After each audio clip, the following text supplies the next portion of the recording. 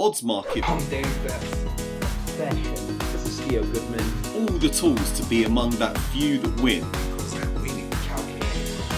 I'm Stuart from Tipster HQ. My name's Jay Baglia. Taking the best price in the market. Hey guys, Javier. Some call it gambling. Here to bring you the best political betting tips. It's the booming industry of professional gaming. Odds Market, Sports Bet Daily. Bankroll management over at Oddsmarket. Oddsmarket.com. We are Oddsmarket. Watch us.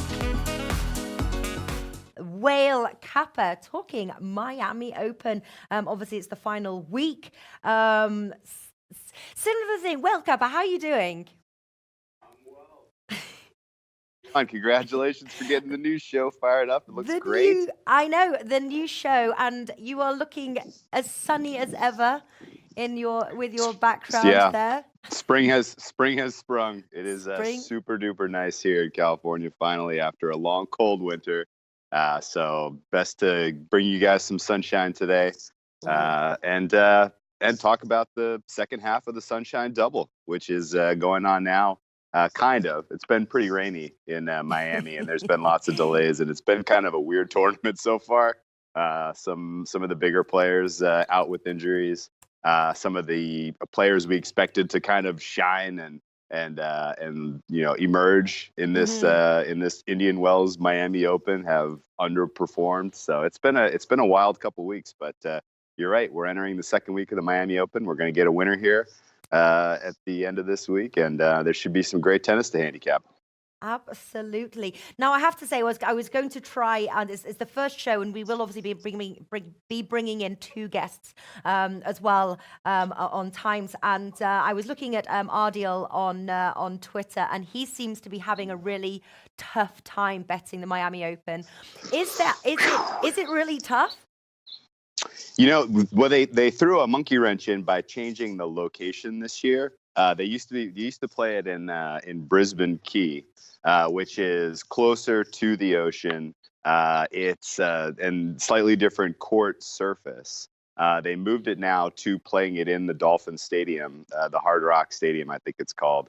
And it's a beautiful setup. Like, it looks very cool to be playing tennis there. It has a very big deal kind of a feel to it, which is nice. But it has, just the fact that the surface is a little slower even than it usually is for a hard court is giving some of the clay players much better shots than you would have thought coming into this tournament. A couple of guys we really expected to kind of emerge and do well, like Alexander Zverev, has been a complete bust and disappointment. Some of the other up and coming players, you could say similarly. So it's been a weird tournament, just not at all what you would have predicted at the outset, and it's probably setting up for a Djokovic title, which is not exciting, obviously. But people seem to be getting out of his way, unless Kyrgios can somehow slay the dragon again. But it's on the men's side, it has been tough for sure. Yeah, it sort of seems though it's a little bit more like obviously when we've been previewing the Grand Slams. Obviously, Australian Open, the men's side just seems a little bit more clear cut than the women's, and we'll get over to the women's side in a second. But Novak Djokovic, you can still get him priced 2.1. Then you have Roger Federer at 4.5. For Novak Djokovic, he really does seem to be, it sort of seems his to lose right now. I would say that there is a touch of value still on the 2.1. For those who didn't get in there early and probably get a much better price, at 2.1, you're doubling your money. You don't have to wait that long for it. Is it worth it, or do you think there's more money match betting at this point? No, I think you're probably right. It's tough for me to really see anyone working themselves up to an upset of Djokovic, even though his serve does not look as untouchable as it has over his recent run. But clearly, his ability to return serve and the fact that the courts are a little slow, I don't think he's going to have any trouble as he kind of builds his momentum into this tournament. So I would agree with you. There's probably some value still on Djokovic at 2-1. He probably plays Federer in the final, and I think he probably wins in straights. Yeah, I'm just going to quickly, oh no, I can't name the finalists. What about, obviously, after Djokovic and Federer, you've got Nick Kyrgios and Tsitsipas, 12 and 17 respectively. I do know that you're one tempted for those higher odds. So you Are you It's holding true. something that you would hedge, or like, is it just a little out of your, realm at this point, and you think, no, well, we'll wait and see when it starts to come to sort of the Grand Slams? Yeah, I mean, both players I think are playing well enough to give their corresponding, top, because they're going to have to go through. Kyrgios is going to have to go through Djokovic if he expects to make the final. We know he plays his best when there's a challenge, so you have that going for you. But I don't think he's got it mentally right now. I don't think he's got it physically right now. He seems to be giving every indication, on the court of play, during play, that he's, moderately interested in this tournament, let alone, what it's going to take to have the mental resolve to beat a guy like Djokovic in the final, in the semis would be pretty huge. And then similarly, Tsitsipas has gone through Federer at the Australian Open. We know he can do it. But does he have the goods in this setting in best of three? It's going to be a heck of a lot tougher for him. And we saw last time they went, Federer got his revenge basically already. And I think he knows, how to attack Tsitsipas's game, which is very Federer-like. I mean, it's kind of like he's kind of like coming up in his shadow, playing his style of tennis, which is cool to watch. But at the end of the day, I don't think either guy is going to get it done. There's when you have a tournament like this where the matches are staggered, and you get guys like Djokovic and Federer an extra day's rest to prepare for a best of three match, they're extremely difficult to upset. Yeah. One of the things I do notice, and obviously now with the new show, I'm going to be talking about even more sports. But one word that generally seems to sort of stand out with like tennis betting, tennis players is like how mentally prepared they are. It's like something that we don't seem to talk about, like when we're talking about like football, or because I suppose this is one player, and it's how mentally we've obviously seen sort of Simona Halep. We've always sort of said that she has kind of been her worst enemy in kind of like taking herself to the final. She seems to be getting over that and seems to be getting more confident.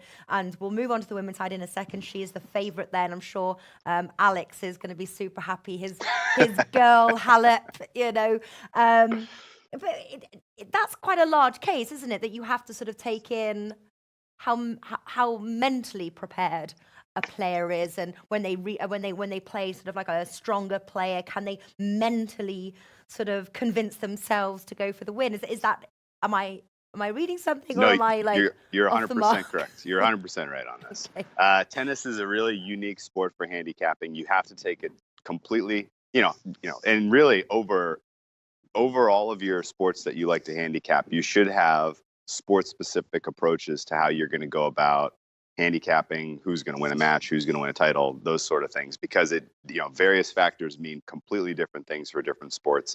And when it comes to tennis, and you have person versus person, and you have relatively well-defined kind of profile of what their strengths are in terms of shot making, in terms of the speed of the court, you can develop a model that's pretty robust, that kind of giving you a pretty good expectation of who's going to win or lose, which means really the only way that you're going to find an edge against what the bookmakers are setting the line, because the bookmakers are doing this too. They're not just pulling odds out of their back pocket. They are using the very same tools and techniques that you would if you were going to model this. So you really have to go to that other level and find those differentiating factors, like the mental side of things. Sometimes it's evident if you look at a head-to-head record between two players, like, man, this guy just cannot beat his opponent. Like that is a great spot to kind of like use like historical context to help come across with the handicaps. But with Simona Halep,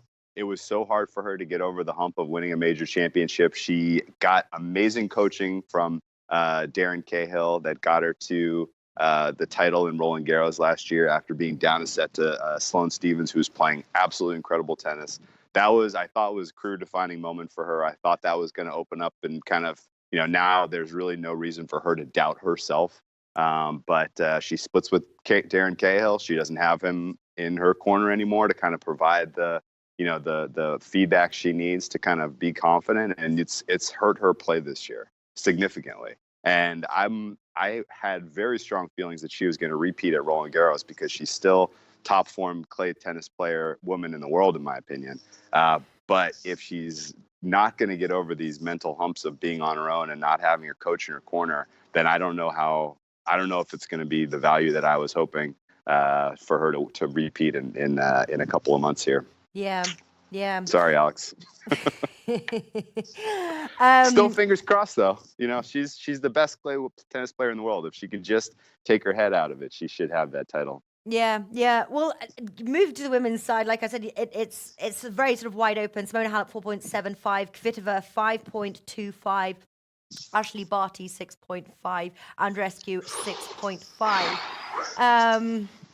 How have you been approaching the women's singles there for the Miami Open? Is it Halep? I wouldn't even say is it Halep's to lose at this point. Are you sticking with match betting?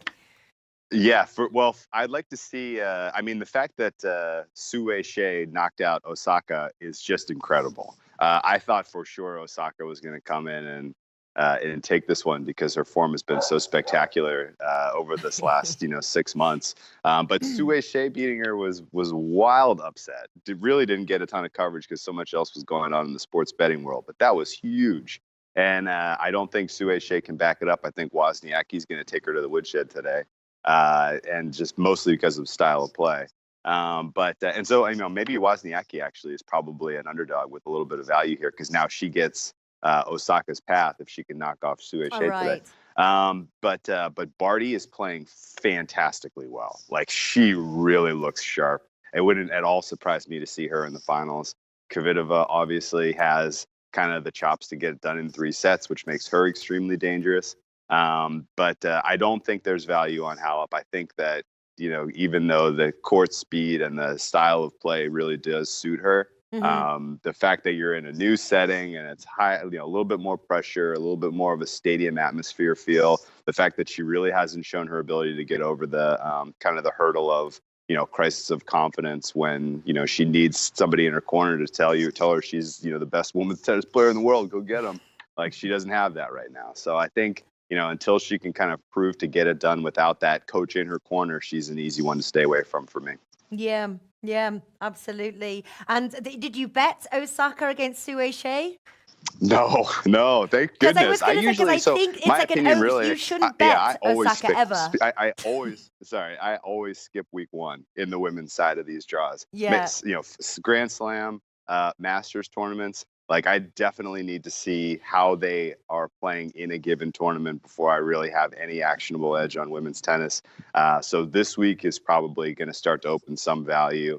Wozniacki, I mentioned, I think she's probably a decent parlay piece. You could probably find some other, reasonable favorites with some value to partner her up with for a nice bet.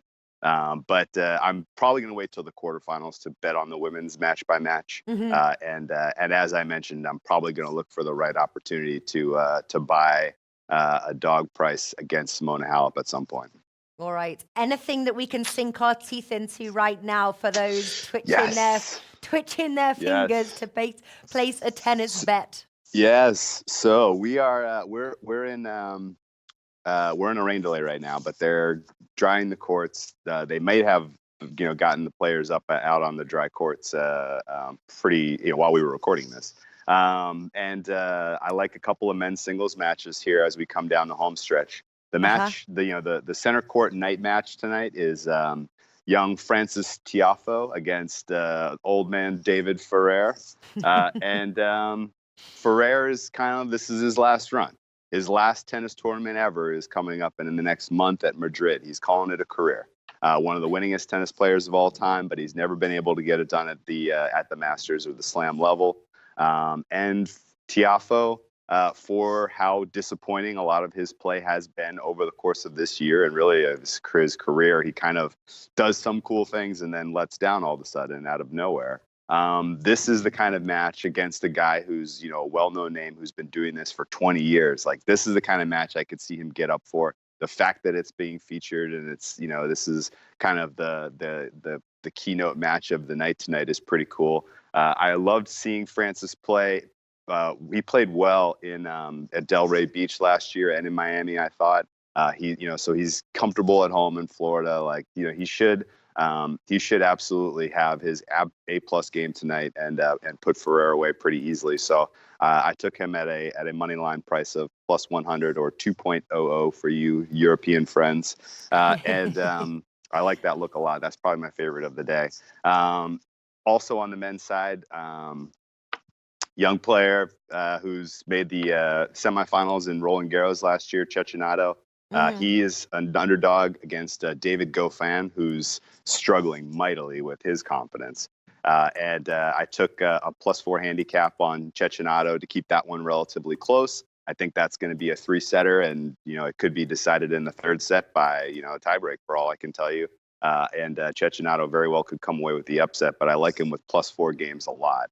I think that's a pretty fun look. And then I parlayed Federer, Medvedev, and Tsitsipas. So 3 young players who I think have have pretty clear advantages, both numerically and just in terms of sort of the mental side of things. On the men's side, Tsitsipas probably the one I feel the most concerned about in that one. But Medvedev playing on a slower court against a guy who's all serve and no return should be able to put him away. He beat Opelka on a much faster court in Washington when they were younger players in their career, and he's just a class above right now as far as a player goes. So I could see Medvedev getting it done in straight sets against Opelka. Federer playing against Krajinovic, who's another young and up-and-coming player who's never shown an ability to beat a top-flight player like Federer. That should be a lot of fun to see. See if he competes today. But I think Federer gets it done in the end, so he makes a nice parlay leg. And then Tsitsipas to close it off. So Tsitsipas playing very well. Expect him to make a deep run this tournament. And this is a nice opportunity for him to put a little bit of confidence-inspiring win on his resume. Fantastic stuff. Quickly before I wrap up here, and then we're going to move over, we're going to speak with Dave LA. We're going to talk MLB, obviously season fully kicks off on Thursday. I know. I'm excited to talk to Dave. But Joao, now Joao, we've done videos together over at SBR. He is liking Nick Kyrgios at the 1.63. Could be quite low odds for some people. Joao is an amazing tennis tipster there. Do you think there's any value on that one? Anything worth parlaying? Have you looked at that match yet? I have, and it makes sense to me. I like that look. I would not look to lay the games on Kyrgios in that one because he doesn't necessarily try to win with style. He just likes to kind of have fun out there. So he's a much safer play on the money line than he is laying the games or the sets, in my opinion. So, but I do think he gets his A game up. I think Kyrgios he's clearly. He lives for the big matches, the big competitions. He sees his draw is set up where he's going to get a crack at Djokovic here if he gets through this next round. So I would expect to see a focused and sharp Kyrgios get it done, even though at times he's looked wild. And I don't know. Have you seen any of the clips of some of the stuff he's been doing?